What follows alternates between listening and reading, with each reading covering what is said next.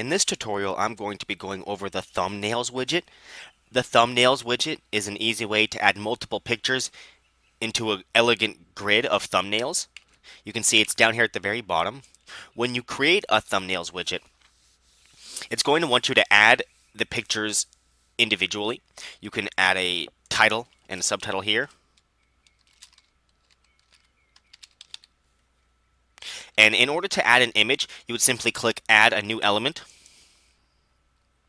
When you do that, it'll take you to that new thumbnail. You can see that there's a space here reserved for it, and you would simply add your image. You can drag and drop or use the browse, or you can use our global media library full of a bunch of free pictures. So let's go ahead and just use our media library just to see how this works. If you add a title, what this will do is this will create a title and a subtitle within the thumbnail. When a user clicks on it, it'll show the full picture plus the title on top and the subtitle below that. Down here is the SEO, the open graph, and the URL, which is gone over in a separate tutorial. Once you're done with this particular picture and element, you would just simply make sure everything's saved and then go back to the main thumbnails. That can be accessed either on the top menu here or simply click the back button down here. When you go back, you'll see that new element has been created and it's given the title that you choose. Let's go ahead and add another one. And let's keep it circular to keep everything uniform. If you decide not to add a title and a subtitle, it'll just show just the picture when you click on it, and it'll automatically create a name for you when you go back to the thumbnails. So when you go back, you can see it has auto-generated a name for you, and you can see them now both aligned right here. So let's go ahead and add a few more so you can see what it looks like with a full board full of thumbnails.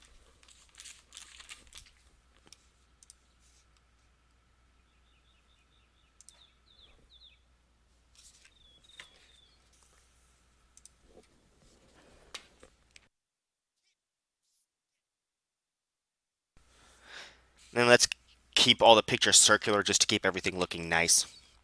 Now you see here, it just creates each picture that I created automatically adds it. If you want to organize your thumbnails into different grids, you can determine the number of columns in mobile. So if you want just one column, you can go ahead and keep everything all in one line.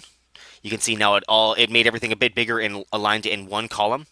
You can separate the different desktop versus mobile columns. So now when we create 4 columns, you can see it just added all 4 of them in a row now.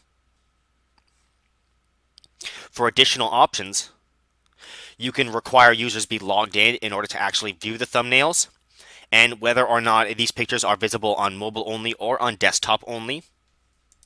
And the additional styles are just like all the other widgets. You can determine the space that it takes up on the desktop, as well as custom widget class if you know any CSS. And you can determine the background style. So if you want to go ahead and give this just like a solid color for a background, it's a very simple matter of updating that and saving it. And you can see it has now created a background. And that is the thumbnails widget.